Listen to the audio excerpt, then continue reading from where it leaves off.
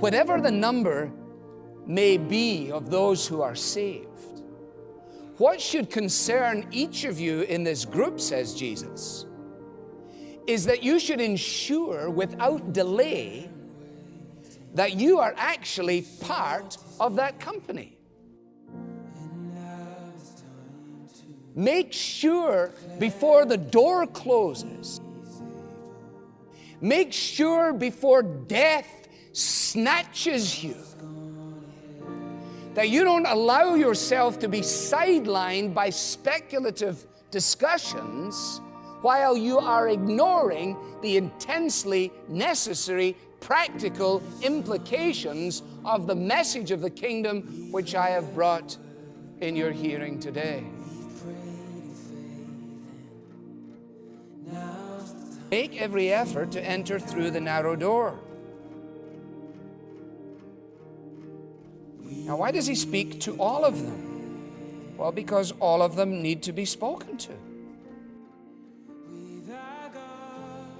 What about you in relationship to these things? I want you to make sure that you are agonizing to get through that narrow door. Because let me tell you this, there will be many who try to, and they will be unable to. When the householder rises up and shuts the door. Enter through the narrow gate, for wide is the gate and broad is the road that leads to destruction, and many enter through it. Now let me take a moment and explain to you that this expression here, make every effort, is very important. It is agonizomai, from which we get the English word agonize. He says, I want you to agonize, I want you to wrestle, I want you to struggle to enter in. We know that the ground of our salvation is in what Jesus has achieved upon the cross. But we know too that the evidence of our salvation is that we then make every effort along the journey of our life. Jesus says, and he's speaking to his disciples as well in the crowd, and he looks at the group and he says, now I want to make sure that every one of you is making every effort to see that you enter through that narrow gate. This is, if you like, a precursor to what Paul finally gives us in Philippians 2:12. Work out your own salvation with fear and trembling, for it is God who is at work in you, both to will and to do of his good pleasure. Being saved is all about something that God did. That salvation is utterly outside of ourselves. So when the challenge comes, make every effort to see that you're entering through the narrow door, instead of the believer saying, well, this is a great word for Mr. So-and-so 5 seats along the row. This is a tremendous evangelistic message. Loved ones, this is your message. This is my message. Jesus says, Alistair, make sure that you are striving to enter through the narrow gate. Because it is by your continuance that you give evidence of the fact that that day and time when I grabbed a hold of you is reality and not spurious.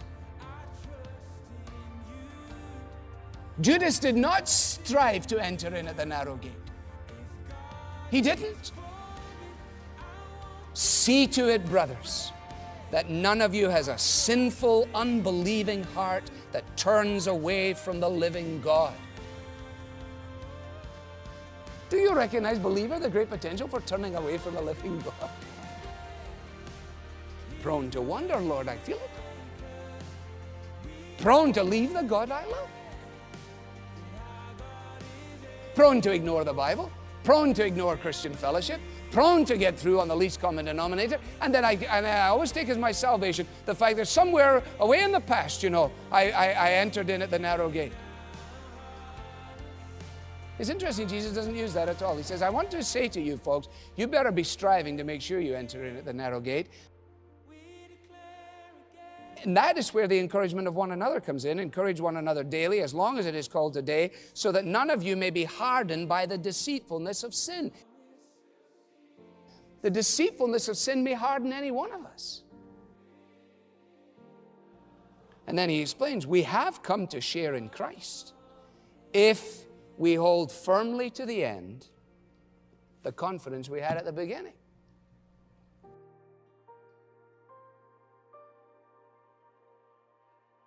For those of us who've been on the journey any time, what do we know? We know that it is an absolute mystery that we're still alive.